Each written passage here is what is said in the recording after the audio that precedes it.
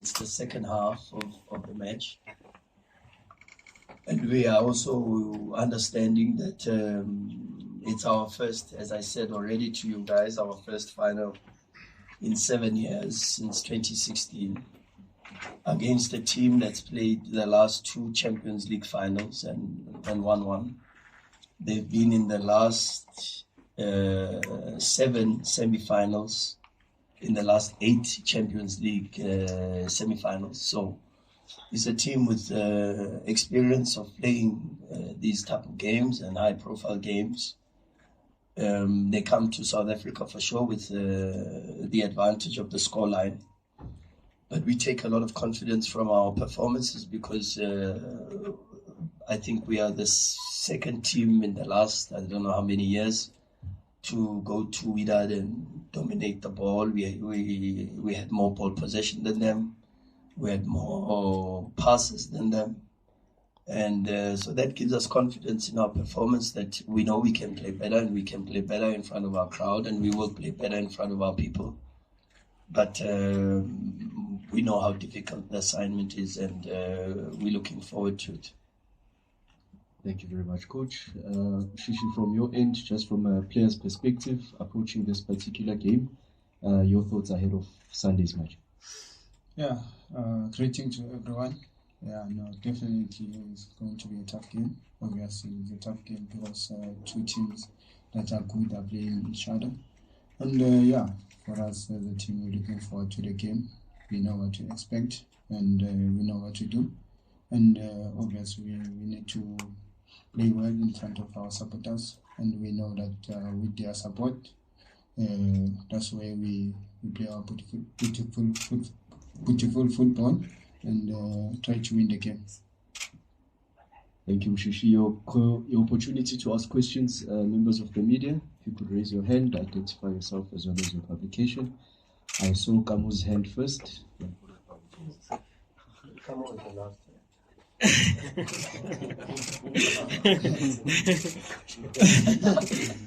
Thank you for your time today, Coach. Shishi. Kamholo for kickoff. Coach, before the game, I just wanted to touch on your previous pre-match press conference. We saw you be quite, I don't know if aggressive is the right word to use when you were speaking to the Egyptian media when they asked about the complaints and stuff. Yes, it was very well thought out, very methodical. I just wanted to ask if you approach your pre-match press conferences the same way you do your matches, in the sense that it's well thought out and then methodical, in the sense like you know what you're going to say, and yeah, things of that nature.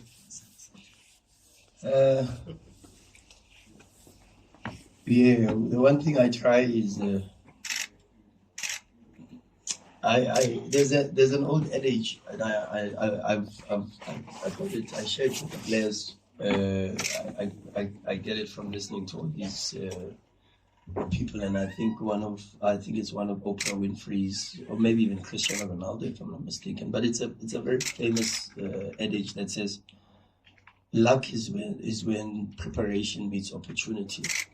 And so I always just try to prepare myself for everything that I know I have to do. So I know I have to deliver a team talk to my players, so I prepare for that. I know that I have to deliver a training session, so I prepare myself for that. I watch the games, I watch the sessions, I watch and make sure that I'm prepared. I know I'm going to have to sit in front of the press. And so I prepare myself for that, and that's what I try to do. I'm not always in that space, of course, because sometimes the questions in the pressers are a little bit different to what you prepare, and then you've got to think a little bit on your toes. But that's like the football match, Sometimes the game plan doesn't go exactly the way you guys had thought it would, and then you've got to come up with solutions. And this Champions competition, the AFL has shown us how many times against Pedro we had at halftime we had to switch and change and find solutions. Against Al Ahly we had to switch and find solutions. So I expect the same even for tomorrow's match for sure. Afternoon, Coach. I'm Thokozisi from Far Post. Coach, you've had a few days with Peter Shaluli, Yeah. Lucas. How are they looking? Any chance of seeing them on Sunday? and maybe an update in terms of injuries? No, well, you see that the thing is, it's too early for me to say anything because I've still got another training session tomorrow. So it's too early to say, you know. The medical department is doing such an amazing job, but of course players respond differently to the recovery protocols, and we just have to be a little bit more patient. We'll see. I think I've got one more training session tomorrow to have a look and to see, and then I think together with the rest of the technical staff we'll make a decision. But I think the list is still the same. It's still the same players that were out injured. They're still at the same stages of their rehabilitation as we went into the first leg. Coach, well done on getting this far, Coach. Thanks, so. The coach that came before you now, he was saying he likes playing against you because it's football against football. But because they're leading 2-1 in their way, how do you expect them to play on Sunday? And how different is this with a team from the one you faced last season in the Champions League because they've got a new coach? Can I ask the captain also? And just for the captain, we've just had an injury update now. Captain, you've sacrificed yourself in this tournament, playing maybe where the strikers have been playing. How do you feel about that, and how has the adjustment been for you? Yeah, no, it's been difficult, but obviously I need to respect the coach's decision and try to help the team. That's my duty. And yeah, with the help of the guys, I was trying to push myself, and the guys, they were always supporting me. And yeah, for me, it's all about the team. I don't know if you mind if I piggyback on that question. And I think Themba Zwane has come under a lot of undue criticism for the performances, and in my opinion, I think he's been fantastic. You know, I'm asking a 34-year-old to play in a different orientation. So imagine for the last 10, 15 years, he's playing as a 10. At 10, his orientation of the pitch is this way towards goal.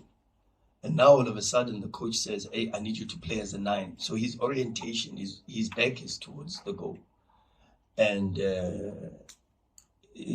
for a player of his magnitude and his stature, the leader, the profile, to humbly accept to play in a different position and to be asked to do different things that he normally wouldn't do, shows the amount of humility, but also shows you the character. You know, now you probably understand why over the last, what is it, 12, 13, maybe 14 years, he's been one of the best players in South African football, you know, because of his human qualities. And I think he's been amazing. I think he's really he's run his legs off. He's helped with certain defensive organizational schemes that we set up. He's helped with certain movements also to try to create space and try to create situations where we can develop chances. And of course, it's not his position, and so he's not going to be a specialist in that area. But because he's intelligent enough, he can navigate and find himself in situations. And I have nothing but the utmost respect for Mshishi, because not only is he a demonstration that you've got to be a top human being to be a top footballer, but he's also demonstrating that you don't have to be loud and aggressive to be a leader. You can lead through practically demonstrating by performance, by effort, and by being a positive influence on not only your age group, but even with the younger ones. You must see how he interacts with Mabena, and he interacts with Maseko, and his influence on Cassius last season. A lot of people thought I helped Cassius improve. Mshishi helped Cassius improve more than I did. Mshishi has helped Peter improve more than I have. I can tell you that 100%. So, an amazing human being, and I really think that some of the criticism has been extremely unfair, you know. But But that's football, football, everybody's entitled to their opinion, and that's just my opinion on Mshishi's performance. On the question, football versus football, I think the first leg was a very, very good game. I think the profile of our team is slightly different. We try to win away from home as opposed to maybe in the past where, as Mamelodi Sundowns, we try to go with a damage limitation type of approach. And I thought we were quite unlucky with the result, because I thought first half, apart from the own goal, I didn't really feel that we could concede. And we had a lot of control. Okay, they scored the goal from a mistake, and a mistake, not the own goal. That happens in football, but there was a structural mistake that happened, and we've analyzed, we've spoken about it. But I thought we were really, really in control in a very difficult space. The atmosphere, it's very difficult there. It's probably, I can say to you, it's probably for me, with the experience a little bit now of Champions League, I would say that going to play against TP Mazembe, going to Casablanca, and going to Cairo are three of the most difficult places to go to, because you feel, and Casablanca is probably number one in my opinion, and tied very closely with Congo. But for the players to perform the way they performed, and that second half where we put Wydad under a lot of pressure, and then to get the equalizer, then there's a little bit of a disappointment to concede for 4 minutes later, after working so hard, and again also from a mistake that we made. So I thought we were good enough for at least a draw, in my opinion. And but okay, it's football. Now we have to take the 2-1 and try to find the possibilities of dealing with the game. How do I think the game is gonna go? The players know. I've told them how I think the game is gonna go. 9 times out of 10, when I tell them how the game is gonna go, 9 times out of 10, I'm right. So I'm hoping that this is one of the times that I'm right. I'm not always right. I do get them wrong sometimes. But I can't let that out. The players know how I think the game is going to go from their side and from our side, and what we have to do in specific phases of the game, and what are the signs that will tell us what is about to happen. And hopefully the players understand that, and now it's for them to put on the performance.